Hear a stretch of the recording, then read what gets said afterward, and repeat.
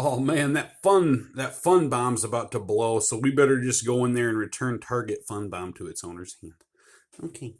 We're gonna draw a card. Oh, get that pencil out. What do we have here? This is an exciting one. This is fun. What do we have? We have the human fund here. The human fund. We're putting the fun back in human fund. And speaking of fund, this one's real cheap, buddies. This one can be had for peanuts, man. We're talking under about $100 here. And I have tested this out for about a year now. I've gone against it with my top decks.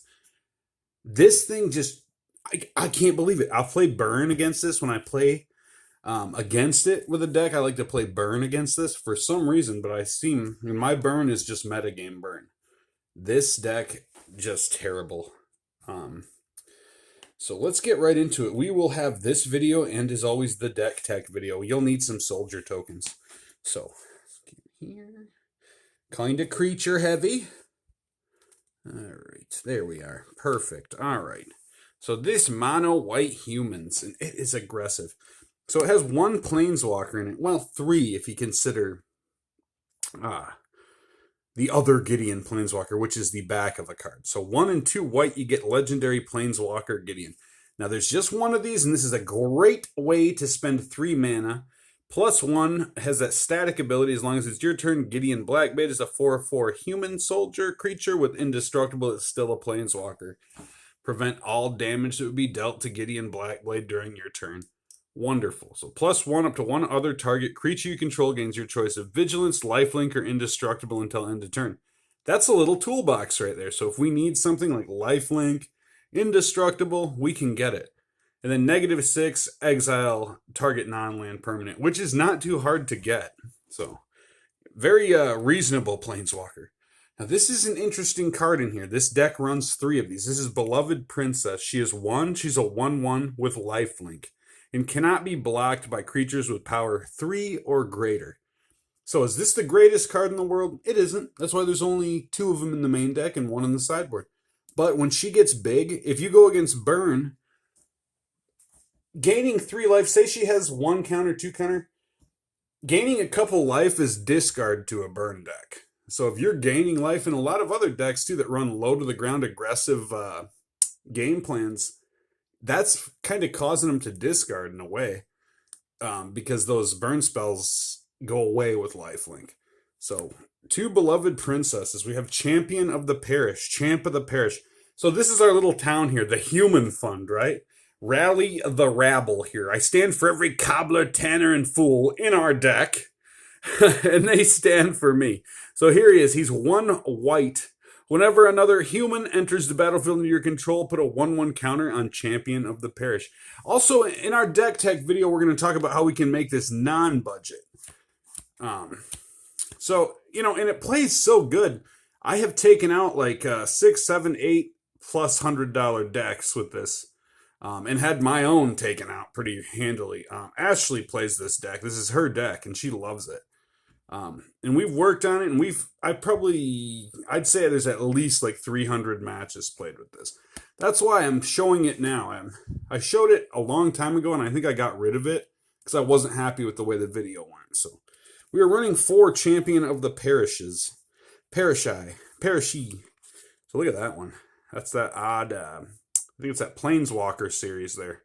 Isn't that kind of a neat symbol though, right? All right, we run 1 Giant Killer in here. So, Giant Killer here with that super cute artwork. Look at that, they're buddies, man. He kills with kindness there. All right, 1 white, 1/2.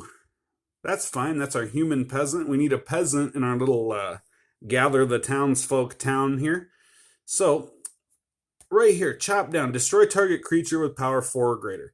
Now, pre-ban Fury, I ran more of these in here, but not just 1. So, we have the Path to Exiles anyways. So, yeah, tap target creature. That's kind of sweet, actually. So, that ability right there can get really hairy and annoying. But we're only running 1 of these in here, so he plays his part. All right, and then we have this one, Kythian Hero of Akros. We're running 2. You could run 4, but it's a legendary. I think 3 would probably be the sweet spot. At end of combat, if Kythian, hero of Akros, and at least 2 other creatures attack this combat, exile Kythian Sleal, then return him to the battlefield transformed under his owner's control. 2 and a white. Kythian gains indestructible until end of turn. So that 2 and a white, that's kind of a sticky cost there. But not unheard of. So Gideon Battleforged. This is pretty much like our other Gideon. It's got 3. Nice plus, look at that +2 there. Up to 1 target creature an opponent controls attacks Gideon Battleforged during its controller's next turn if able. Excuse me. Ooh. +1. Untap until your next turn, target creature gains indestructible. Untap that creature. And this static here, this 0 ability, until end of turn, Gideon Battleforged becomes a 4/4 human soldier creature with indestructible that's still a planeswalker. Prevent all damage that would be dealt to him this turn. So basically we have a big beater there, and at the end of the day it's a 1 mana beater. But we just like 2 of these in here. So here's a card that really changed the game here. The Dauntless, what was it? A Dauntless Survivor, Dauntless Bodyguard. Yeah, that's it. Thank you, Tony. You're welcome, Chief. Yeah, Dauntless Bodyguard. So we don't even run any Dauntless in here anymore because of Coppercoat. Each other human you control gets +1/+0 and has Ward 1. So 1, 2 of those and the cool odd foiling. And then we have 2 foil of the standard, which I think these look really nice. I actually like them better than this. Better than this, rather. I like these ones better than these ones, is what I'm trying to say. So I like that. It's kind of cool. Looks like the Hyrule, like the guys, the corrupt Hyrule knights from the old school Zelda. It kind of reminds me. Like he does. Grand Abolisher reminds me of one of those mace-swinging Zelda Link to the Past knights. So, 4 Coppercoat Vanguards. Grand Abolisher. Now, 2 white. During your turn, your opponents can't cast spells or activate abilities of artifacts, creatures, or enchantments. We're running 2 of these. This is huge for us because this means we can cast creatures. The things we're doing cannot be messed with. And then our opponent will have to deal with things on their turn, which is going to slow them down, especially if they're playing a low-to-the-ground fast deck. So this will stymie that plan. So 2 Grand Abolishers, 1, 2. And oh, what is those hasty creatures in a prowess deck? Hasty creatures in a burn deck. Creatures your opponents control enter the battlefield tapped. Sorry, goblins. Imposing Sovereign. Look at that. She's imposed her will on all these people here. Some are born to rule. The rest are born to bow before them. Well, I don't really agree with that, but it is a good card. And we're running 2 of those because they're a 2-drop. Luminarch Aspirant. Now, do you remember when this card was just a terror of standard? Because I sure do, boss. Luminarch Aspirant. We have a 1, a 2, a 3, a 4. And look at that one. I opened that from the Zendikar because I bought a few collector boxes back in the day. Well, I shouldn't say back in the day. What was it, 2020, 2019? So, yeah, I went through a lot of collector boxes. Got a few of these. And I had a play set of these, but when they spiked in value, I ended up selling them. So I ended up getting these ones later on when I built this deck. Or added to it, rather. So had these at one time, but now we just have the 1. But it's cool because we pulled them. So, yeah. There's that, right? Sanctifier Envec. This is so good in this deck. You know how you run this in Burn for its ability? Well, in this deck, it just does work all day. So 2 white, it's a 2/2. No downside there.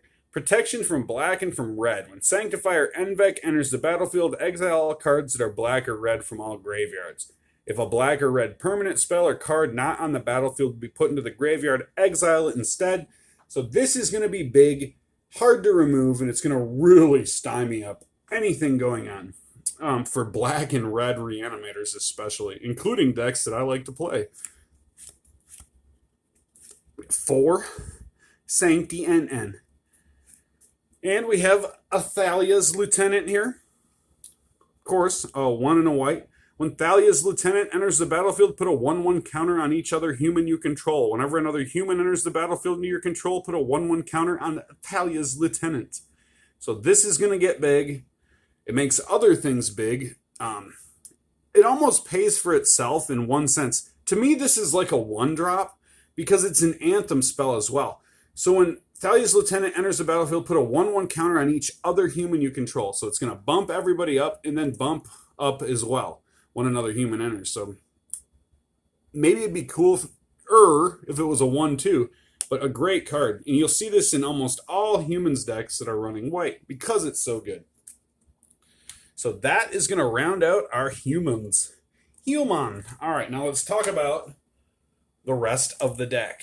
ROD, man. Rest of deck. Rest of the deck. And we got the sideboard here. We don't want to forget that. All right. So, gather the townsfolk.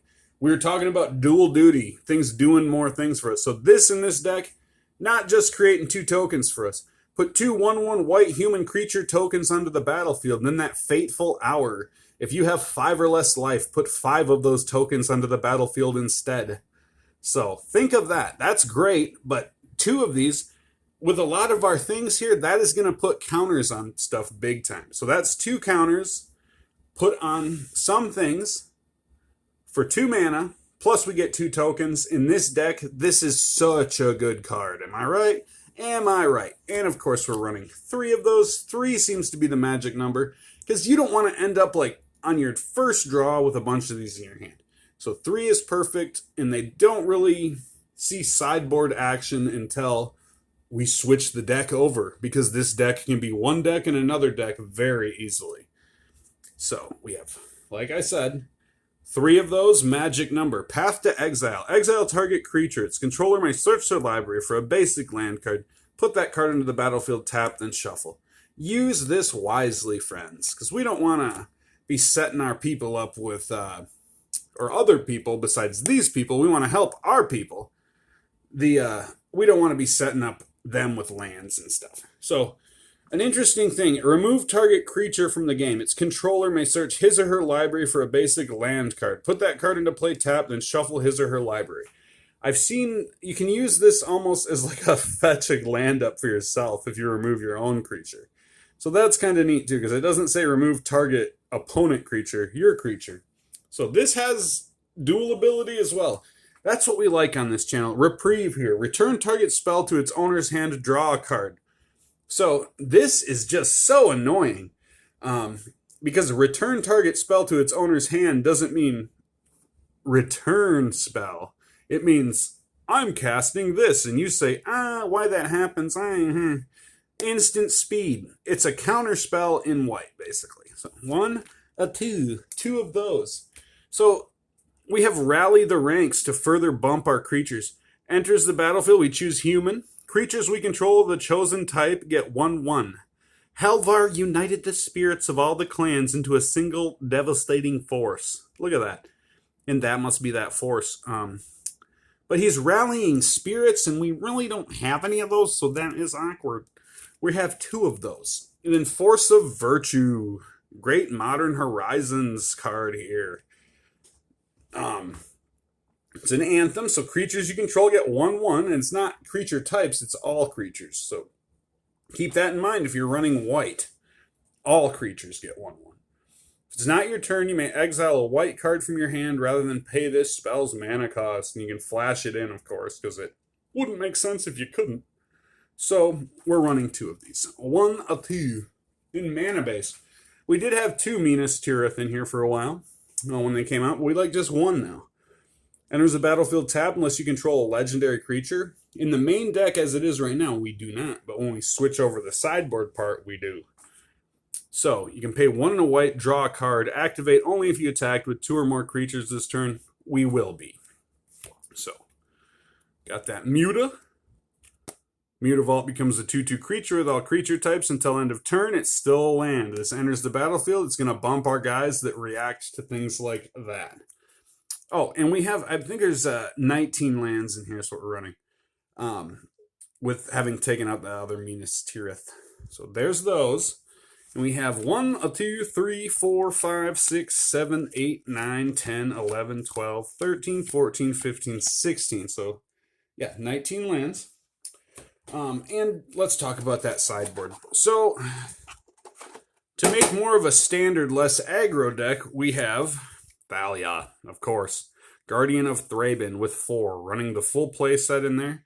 Sometimes we just run 3, which is, you know, my rule and how I like to do it. So if we're going to sideboard something, we certainly like to have one of these just to grab up and find quickly, put it in the sideboard. So, first strike, non-creature spells cost 1 more to cast. So we're going to take out a lot of those non-creature spells, and we're going to fill it like that. And maybe put in another Beloved Princess. But we may be dealing with some artifact and some graveyard stuff. So whenever a player casts a spell, if no colored mana was spent to cast it, counter that. 3 big bad void mirrors to do that. So we have that nice shiny one there. Because, hey, guess what? That one might stay in the sideboard. We might just put 2 in there, right? Tormod's Crypt, further bother that scene of the graveyard. Sacrifice Tormod's Crypt, remove all cards in target player's graveyard from the game. So when Rest in Peace enters the battlefield, exile all cards from all graveyards. If a card token or token we put into a graveyard from anywhere, exile it instead. And yeah, it's pretty simple. We have Revoke Existence here to exile target artifact or enchantment. Excellent card. It's 1 and a white. It's a little strange. It's a sorcery. Exile target artifact or enchantment. That is wonderful. So put target non-land historic permanent into its owner's library 4th from the top. That will really wreck somebody's day. This instant speed thing that gets rid of artifacts, sagas, legendaries. Love this card. And I think that's it. So that's the simple sideboard. So basically what you would do, put Thalia in there and then bring down those non-creature spells. And that's pretty much it. We'll do a deck tech video to follow after this and enjoy them both. Thank you so much for watching my channel. And as always, we're going to be dropping the fun bomb. Boy, howdy, dropping the fun bomb. I'll drop it. Oh, that's dropping the fun bomb.